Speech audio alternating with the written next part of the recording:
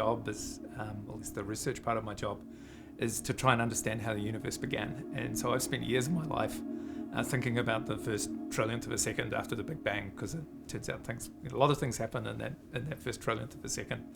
And it's a fascinating place, but it's also true that part of what we do as a university, or a key part of what we do as a university, is to share our expertise.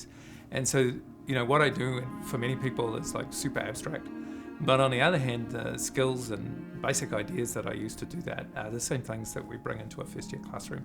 Ultimately, university learning environment is about creating a community, and that's a community between peers, groups of students who are in the same class, but also one that's kind of mediated and created by us as the teachers, or as the broader academic staff of a university program. So the studio thing that we've done here is that the biggest single change that we made was to move away from a kind of lecture format at stage one. And so part of it is that we notice that students are kind of just sitting on the ground in lectures because they can get notes or they can get videos of what's happened. But the whole point of studio is it gets students working amongst themselves. Funnily enough, I think one aspect of his teaching style that really makes him stand out to me is his notes. He writes really, really nice notes, just nice handwritten notes, where he goes through full derivations and everything. And a lot of people like to use slides these days. I really prefer that handwritten note style. It's just a lot easier to learn from. Besides that, I think I've already mentioned, but I really just love his willingness to help out. I think that really makes him stand out to me as quite it's a characteristic that I don't see in a lot of other lecturers. I think he's just so willing to go above and beyond.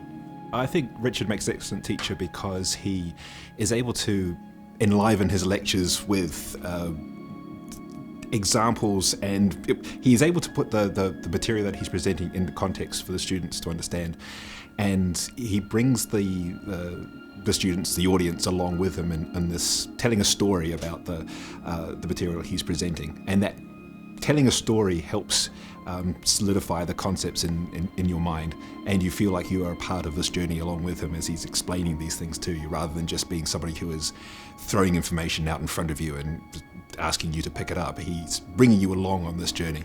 It creates a sense of community. It teaches people how to do physics with other people. And the research community, every piece of work that I produce as a scientist pretty much is produced by multiple people. It's almost never that I would just sort of write something entirely on my own.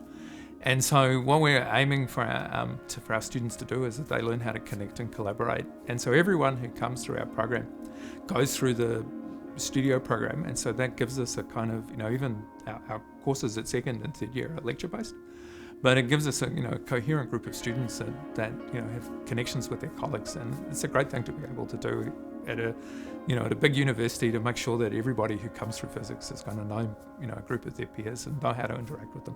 So we've done a bunch of things. One thing we've done is we've done a lot to strengthen the Tuakana program, which is a support program for Maori and Pacifica students primarily, although anyone can sign up for it.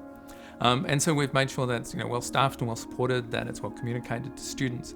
And just recently, one of the graduates, a student who came through the Tuakana program as an undergraduate, got his PhD here, is now the person who's able to direct that program for our students. So we've been able to develop competence internally around supporting Maori and Pacifica students. So one of the big challenges for physics in New Zealand is that there's a fairly standard body of knowledge that we expect physicists to graduate with, and so that tends to mean that there's a fairly conventional sequence of learning that is something that's well defined overseas. So we want to recruit students internationally. We want to be teaching a degree that is that is competitive with what happens elsewhere.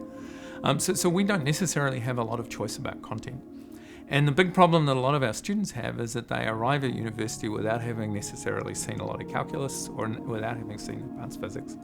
And the first year physics curriculum traditionally is physics with calculus, so it assumes that you know some calculus coming in, and that's not because, just because we want it just to make it hard for people. Calculus was invented to make physics easier. And so what we've done is we've created a program that allows students to come with less preparation in physics at high school, but still, a sequence of courses that still allows them to graduate at to get the 3-year bachelor's degree.